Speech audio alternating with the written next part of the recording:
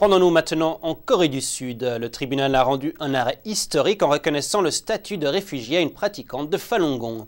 Cette décision du 24 février 2011 rejette l'avis du ministère de la Justice qui avait précédemment jugé que cette pratiquante ne risquait pas la persécution à son retour en Chine.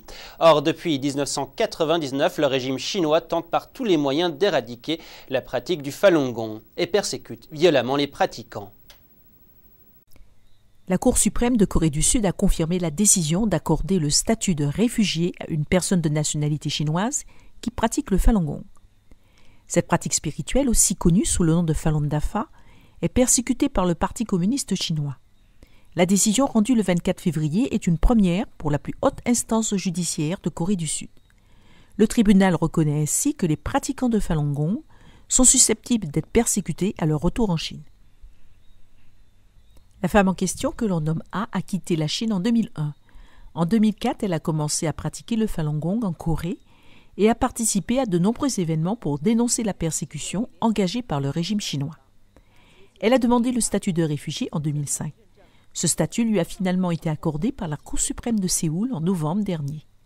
En février, la Cour suprême de Corée du Sud a confirmé ce statut après avoir rejeté un appel du ministère de la Justice du pays.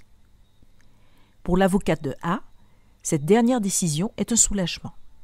J'ai senti des difficultés parce que, en tant que réfugiée, elle aurait été la cible de persécutions politiques à son retour en Chine. Dans le cas de A, il fallait que le tribunal reconnaisse que ses activités liées au Falun Gong à l'intérieur de la Corée provoqueraient la répression du régime communiste. Cette décision est franchement une bénédiction, selon moi.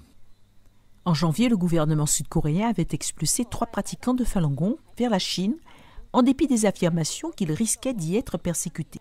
Un autre avocat, qui a déjà représenté des pratiquants de Falun Gong, affirme que cette décision établit un précédent dans ce genre d'affaires.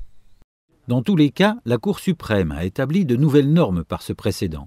Surtout pour les réfugiés de Falun Gong. J'espère qu'à l'avenir, leur dossier sera étudié avec calme et non pas selon des critères plus stricts que la normale. Le Parti communiste chinois persécute brutalement le Falun Gong depuis 1999.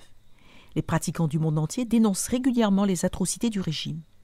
À ce jour, près de 3500 cas de décès causés par la persécution ont été attestés. De nombreuses autres personnes ont été illégalement emprisonnées ou envoyées dans des camps de travail où elles subissent des tortures et des actes de maltraitance aggravés.